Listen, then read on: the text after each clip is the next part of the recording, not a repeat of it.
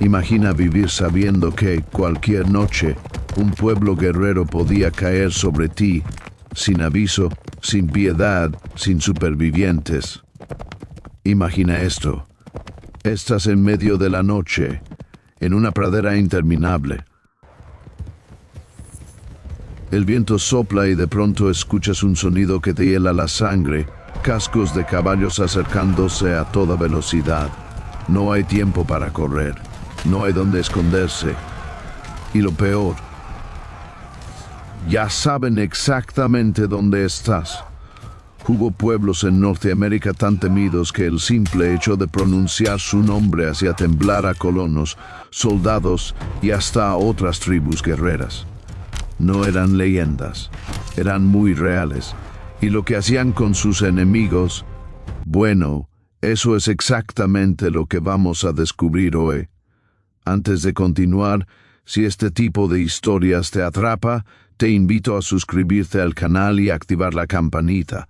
Así no te perderás ninguno de nuestros vídeos. Ahora sí, vamos a lo que vinimos. Todo comienza con un pueblo cuyo nombre en lengua ute significa literalmente el que siempre quiere pelear. Otros lo traducen simplemente como enemigo, y Crimes se ganaron ese título con creces. Hablamos de los comanches, los amos absolutos de las grandes llanuras. Sus orígenes se remontan a los Shoshones, una tribu que habitaba en la región conocida como la Gran Cuenca, en el oeste de lo que hoy es Estados Unidos.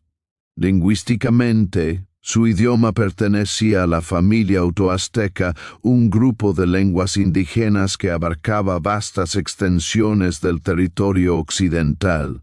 Pero lo que transformó a este pueblo de nómadas ordinarios en una fuerza imparable fue un animal que cambiaría para siempre el equilibrio de poder en el continente, el caballo. Cuando los españoles llegaron a Norteamérica en el siglo XVI, trajeron consigo caballos. Estos animales se fueron esparciendo poco a poco entre los pueblos indígenas a través del comercio. Los comanches intercambiaban pieles de búfalo, prisioneros y otros recursos con tribus como los Pueblo, que ya tenían contacto con los españoles. Y así, caballo tras caballo, fueron construyendo algo que nadie había visto antes. Se convirtieron en los mejores jinetes del continente. Punto. No había discusión. Los niños aprendían a montar casi antes de caminar. Hombres y mujeres desarrollaban habilidades ecuestres que dejaban boquiabiertos a los europeos. Pero no solo montaban caballos, los dominaban por completo. Tenían una técnica única para domar caballos salvajes. Primero, lanzaban una cuerda alrededor del cuello del animal. Luego lo estrangulaban hasta dejarlo inconsciente. Después, con mucho cuidado, le soplaban suavemente en las fosas nasales para hacerlo volver en sí. Le limpiaban los ojos, le colocaban riendas y lo emparejaban con una yegua tranquila para que se acostumbrara a la presencia humana. Días después, cuando llegaba el momento de montarlo, lo llevaban a aguas profundas o a un lecho de arena. ¿Por qué? Porque si el caballo tiraba al jinete, la caída sería menos dolorosa. Ingenioso, ¿verdad? William Blakemore, un inglés que vivió años entre ellos, lo describió perfectamente. Api son lentos y torpes, pero a caballo son los jinetes más audaces y elegantes del mundo. Ahora, imagina enfrentarte a ellos en batalla. Los comanches cargaban contra sus enemigos lanzando gritos de guerra ensordecedores, pero aquí viene lo escalofriante: mientras galopaban a toda velocidad, se ocultaban completamente detrás de sus caballos. Solo dejaban visible un pie enganchado en el lomo. Desde esa posición imposible, disparaban flechas o balas con precisión mortal, pasando por encima o por debajo del cuello del animal. Era como pelear contra fantasmas montados. Cada guerrero tenía un caballo especial reservado exclusivamente para la guerra. Y las mujeres no se quedaban atrás. Eran jinetes feroces capaces de cazar búfalos y atrapar antílopes con lazo. Pero su verdadera reputación no venía solo de su habilidad ecuestre, venía de su brutalidad absoluta. Los soldados españoles que los conocieron informaban que eran insuperables a caballo e imparables en combate. Los comanches no hacían la paz fácilmente. Eran tenaces, valientes y mataron a tantos colonos europeos que frenaron la expansión española durante casi medio siglo. El general estadounidense James Wilkinson los describió como el grupo indígena más formidable del continente, y sus famosas incursiones nocturnas. Los colonos españoles y mexicanos del norte les dieron un nombre que lo dice todo, la Luna Comanche. Durante esas noches de terror, cientos de guerreros a caballo descendían sobre los asentamientos, masacraban a los hombres, secuestraban a las mujeres, robaban cada caballo que encontraban, y después desaparecían en la oscuridad como si nunca hubieran estado ahí. Aunque su población nunca superó las 40,000 personas, cada comanche posee entre 2 y 3 caballos. En su cultura, los jóvenes guerreros debían demostrar su valía a través de incursiones constantes. Matar y robar no era solo aceptado, era el único camino hacia el respeto, la riqueza y el estatus dentro de su comunidad, y las mujeres comanches eran expertas en algo que haría palidecer a cualquiera: la tortura de prisioneros. Si caías en sus manos, tu único deseo sería que la muerte llegara rápido. Un historiador escribió que ninguna otra tribu en toda la historia de la presencia española, francesa, mexicana, texana y estadounidense en la región causó tanto caos generalizado ni tanta muerte masiva, y añadió que ni siquiera había un segundo lugar cercano. Los relatos históricos describen una brutalidad que desafía la imaginación. Las incursiones seguían una lógica oscura, todos los hombres morían, los prisioneros eran torturados, las mujeres violadas y los bebés asesinados. Algunos cautivos eran asados vivos sobre fogatas. Otros eran castrados y escalpados mientras aún estaban conscientes. Había una práctica especialmente cruel: enterrar a los prisioneros hasta el cuello, cortarles los párpados y dejar que el sol abrasador les destruyera los ojos mientras morían lentamente de hambre. Otros registros hablan de prisioneros clavados desnudos sobre hormigueros de hormigas rojas. A veces, después de mutilarlos, les cosían los labios. En otra variante, envolvían a los cautivos en cuero sin tratar y los dejaban al sol. Mientras el cuero se secaba y se encogía, los prisioneros morían asfixiados lentamente. Ahora, respira profundo, porque lo que viene no es menos intenso. La Confederación Iroquesa, también conocida como Haudenosaunee o las 6 Naciones, representa uno de los ejemplos más impresionantes de organización política y militar en la historia de Norteamérica. Este poderoso bloque surgió de la alianza entre varias tribus: los Mohawk, los Oneida, los Onondaga, los Cayuga y los Seneca. Cada una aportaba algo único. Los Mohawk, ubicados al este, tenían una posición estratégica y fueron de los primeros en contactar con los europeos. Los Oneida y Onondaga ocupaban el centro del actual estado de Nueva York. Los Cayuga y Seneca, más al oeste y al sur, completaban esta formidable coalición. Y el nombre Iroqués, curiosamente, no era suyo. Se lo dieron sus enemigos, los algonquinos. Los llamaban Iroquois, que significa serpiente de cascabel. ¿Por qué ese nombre?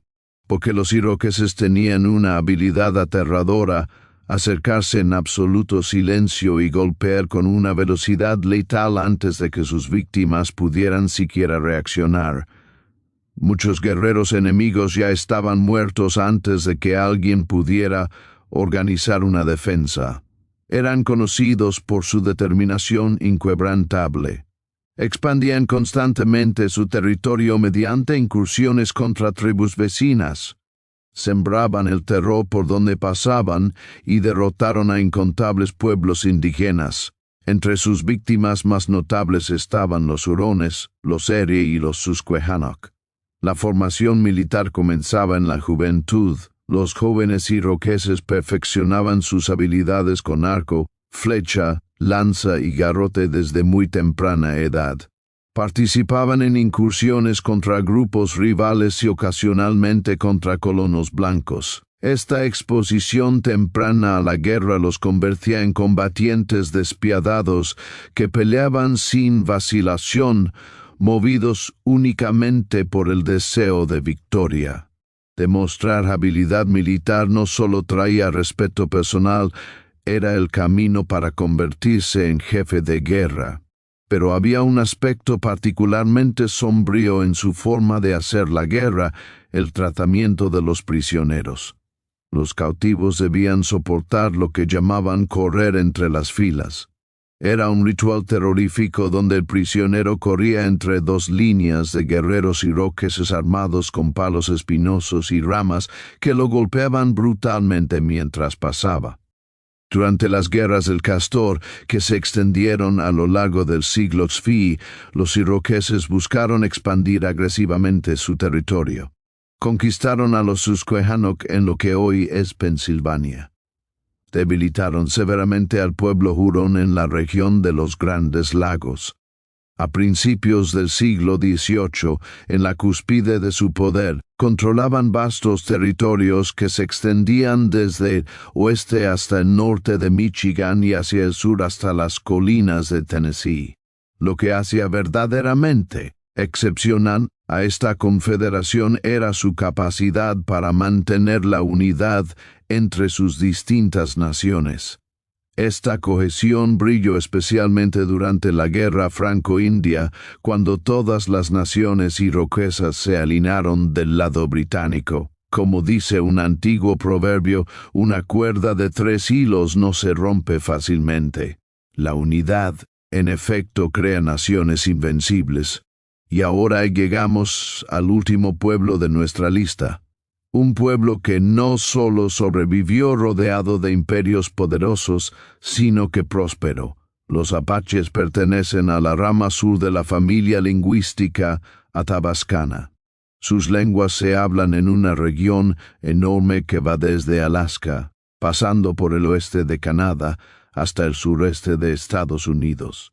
Las distintas bandas apaches ocupaban un territorio que se extendía desde el río Arkansas hasta el norte de México y desde el centro de Texas hasta el centro de Arizona. Viviendo en terrenos extremadamente difíciles, los apaches se convirtieron en maestros absolutos de la guerra de guerrillas móvil. Armados con arcos tradicionales y rifles modernos introducidos por los europeos, se dice que los guerreros apaches podían disparar múltiples flechas en un solo movimiento fluido, todo mientras montaban a caballo a toda velocidad. Su supervivencia dependía de 2 habilidades que dominaban como nadie, el sigilo y la sorpresa. Estas formaban la base de toda su estrategia militar. En términos simples, eran verdaderos maestros del arte de esconderse y rastrear. Esta capacidad les permitía ejecutar ataques súbitos e inesperados contra sus enemigos, tomándolos completamente desprevenidos y destrozando su moral. Los guerreros apaches, especializados en emboscadas, surgían de la nada, ejecutaban ataques precisos y desaparecían igual de rápido en un terreno que conocían como la palma de su mano. Un aspecto notable de su forma de guerrear era su capacidad para las incursiones a larga distancia. Podían cubrir distancias enormes con una velocidad asombrosa, ya fuera a pie o a caballo. Esta movilidad combinada con su astucia táctica les permitía golpear con precisión quirúrgica y retirarse antes de que sus enemigos pudieran siquiera recuperarse del shock inicial. Los apaches integraron sin problemas los caballos españoles y las armas de acero en sus tácticas de combate, demostrando una adaptabilidad impresionante. Aprendieron a manejar lanzas y cuchillos con una velocidad devastadora, lo que aumentaba aún más su efectividad en batalla. El general Crook los describió perfectamente como los tigres de la especie humana. Su resistencia y fortaleza física eran tan extraordinarias que podían superar en velocidad a unidades de caballería incluso yendo a pie, una prueba asombrosa de su agilidad y resistencia. En combate demostraban habilidades de arquería que desafiaban la lógica. Podían lanzar 7 flechas al aire antes de que la primera tocara el suelo, un testimonio impactante de su velocidad y precisión. Y cuando se trataba de prisioneros, no conocían la piedad. Los enemigos eran desollados y quemados vivos. Los hijos de sus adversarios encontraban finales espantosos. Además, veneraban a cualquiera que inventara nuevos métodos de tortura. Estos 3 pueblos quedarán grabados para siempre en la historia como aquellos que sembraron el terror absoluto en el corazón de todos sus enemigos. Sus nombres resonaban como advertencias. Sus hazanas se contaban en susurros, y su legado sigue helando la sangre de quien se atreve a recordarlo. Si este video te mantuvo al borde de tu asiento, ya sabes qué hacer. Dale like, suscríbete y déjanos en los comentarios qué otro pueblo guerrero te gustaría que exploremos. Nos vemos en el próximo video.